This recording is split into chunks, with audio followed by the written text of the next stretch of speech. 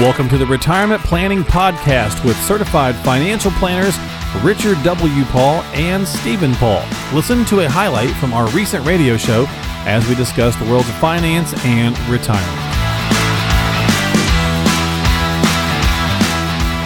We were talking about the financial game show, if you will, and just taking some classic game shows here and kind of parlaying those into some financial morals, maybe tales, if you will, and kind of seeing what we can take from that. And Steve, I know you got little ones at home; they're not old enough yet, but at some point you might find yourself watching some reruns of Are You Smarter Than a Fifth Grader?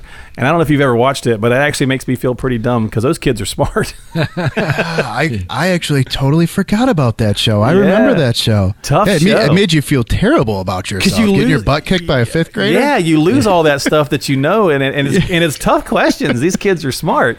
Oh, yeah. And it got me thinking, and I'll let you guys answer this, but, financial planning, I know just from interviewing you guys and interviewing people across the country that it doesn't have to be hard. In fact, really a good rule of thumb is that it shouldn't be that complicated. I had a guy trick me a couple years ago and kept telling me about the rule of 11.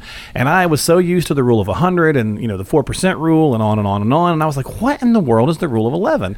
And he got me and he said, basically, if you can't explain it to your 11-year-old, then it's too complicated.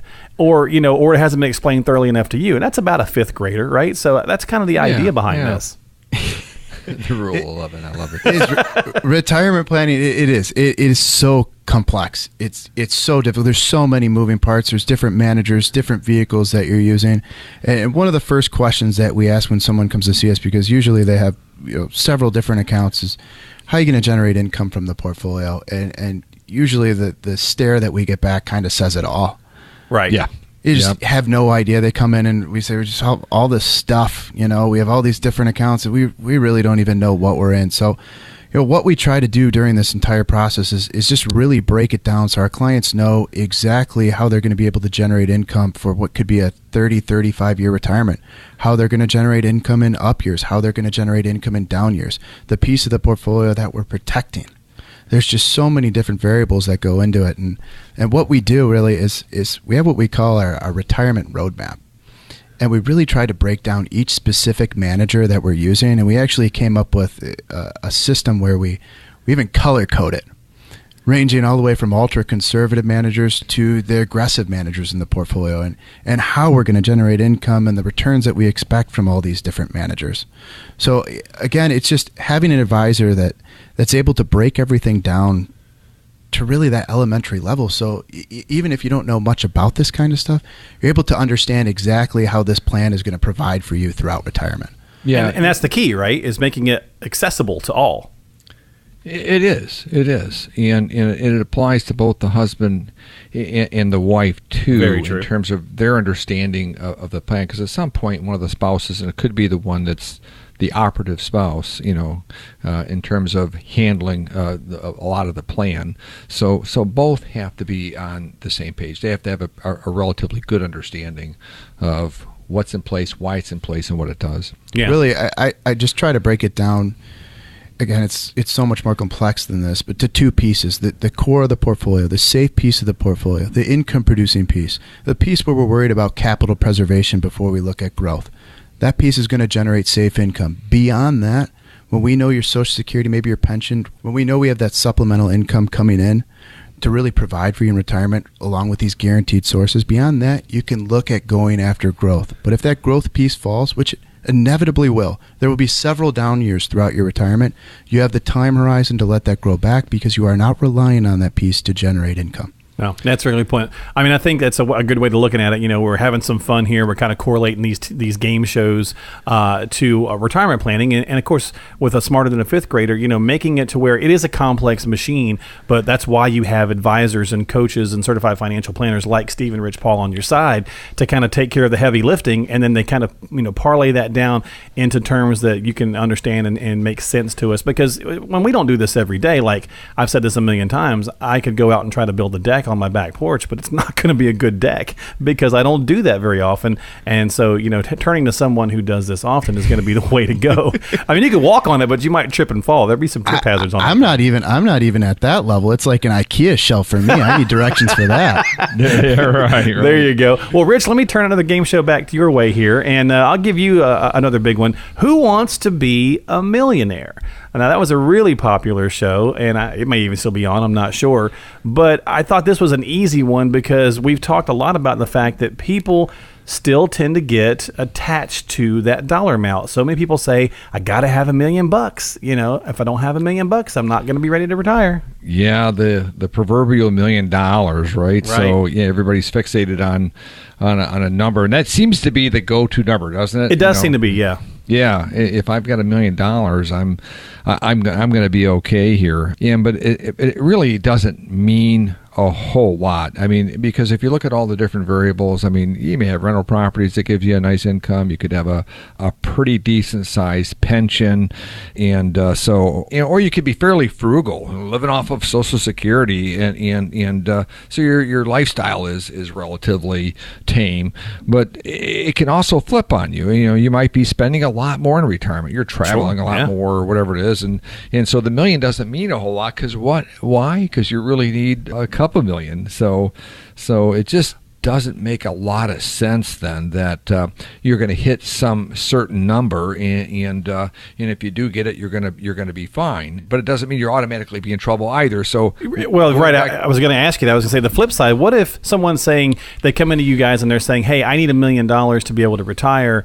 And then you run the numbers and you find out that they know they can't retire until they get there in their mind. But when you run the numbers, 600,000 would actually do the trick, and they already have it, right? They're already there. They're pushing themselves or taking risks maybe to get to the $1 million when actually they're already in good shape and just don't know it. Or they're just working longer. Oh, that's true too. Yeah. And nothing wrong with working longer. Wall Street Journal had a great article about these people that retire and the death rate goes up 2 or 3%.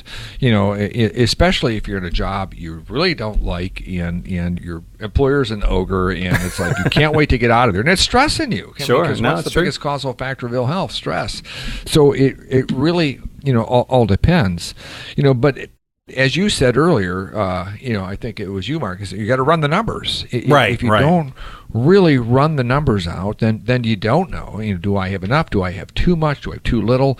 And so once you really take a hard look at the numbers, extrapolate it out, factor in the discount rate, you've got to look at inflation, and we like to use a very conservative growth rate in this case when we run those numbers, because if we can get 5, 6, 7%, fine. But what if it runs out successfully at 4? We know there's built-in margin there, and I think that's so important. We get these plans sometimes where it's pie in the sky. It's based on an 8% return. Mm-hmm. The top pension professionals weren't getting 8% for a long time. That's why a lot of these pensions are leaking oil. And so you really got to tone down, those overly optimistic numbers. That's not a plan. That's a projection. That's a projection. If you could do 8%, here's what it'd look like. Right. True. That's when you see they had the fine print at the bottom, right? To make sure that people realize there's a projection there.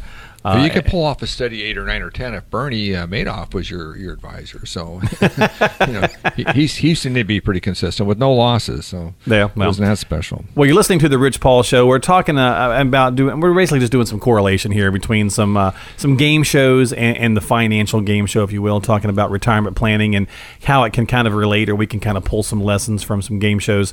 248-305-9911, your number to call if you'd like to get on the calendar for that no cost, no obligation consultation with the guys at R.W. Paul and Associates. And I've got time for one more here. Now, this game show requires, I think, 5 people to participate on each side going against each other. And let's see, there's Rich Paul, there's Steve Paul, there's Matt Paul, and I know you guys got another couple people you can pull. I think you guys should go on Family Feud. I think you guys would be a lot of fun on Family Feud. Did you ever watch Family Feud? Financial Planner Edition. That's right, the Financial Planner Edition. I'm sure we could find another firm with 5 people that could come in. That would be pretty fun. But hey, listen, look, if you don't have, and you guys can attest to this, but if you guys don't have a well-conceived retirement and estate plan, like the whole thing, and the legacy deal, all that, what you're going to end up with is possibly a Family Feud. Oh, it's going to be a mess.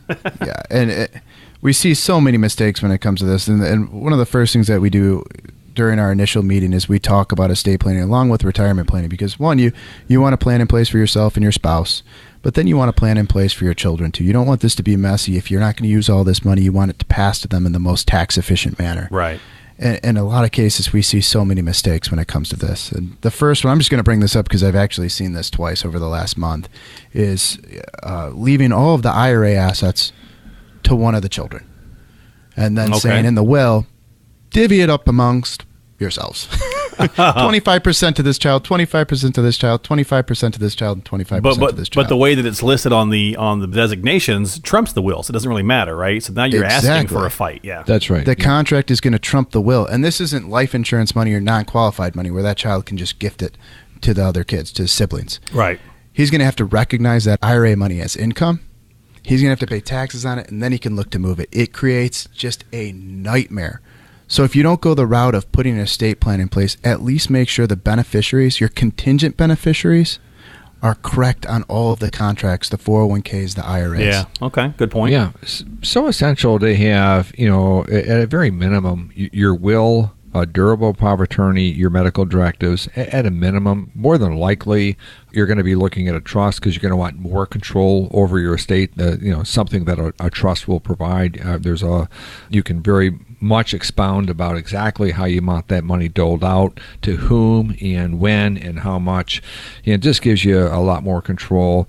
We talk about Family Feud here. That's the section. Healthcare needs as well. Know how you're going to cover those, not only your healthcare costs, but long-term care costs, because, you may end up in a situation where your family is really kind of haggling over what's the best way to take care of you, especially if the assets begin to run low. And so there's a lot of things here that you need to do to draw all this out, including all the estate planning documents, just so you're making your wishes extremely clear, and it truly is going to benefit the children in a positive way. Because we have always said, if you dump $500,000 into somebody's lap who's not really ready to handle that, are you really helping them out? And chances are you're probably wasting a lot of good money and hurting their incentives to go out and achieve and have the same work ethic you did to get the money in the first place. Wow. But if your children are younger too, if they're, let's say, 18, 19, or in their early 20s and still relying on you, you're still really mom and dad to them, a lot of folks don't consider the psychological side of this. So yeah, they might inherit $1 million and maybe they're doing okay, but they just lost their parents. A tragedy has just struck. Yeah. You don't know how they're going to react to that, what they're going to turn to. So putting a trustee in place, someone to look out for them, one of your siblings to watch out for your children, is absolutely necessary. And then you talked about having all of the funds flow into the trust. If you're going to have IRA money flow into the trust, if the trust is going to be the beneficiary of IRA money, you need to make sure the proper conduit language is built into that trust. So your children are allowed to elect the stretch provision to stretch out the IRA once they inherit it. Well, this has been the Retirement Planning Podcast with certified financial planners Richard W. Paul and Steve Paul of R.W. Paul and Associates. Make sure that you reach out to them at 248-305-9911. That's 248-305-9911. This has been the Retirement Planning Podcast.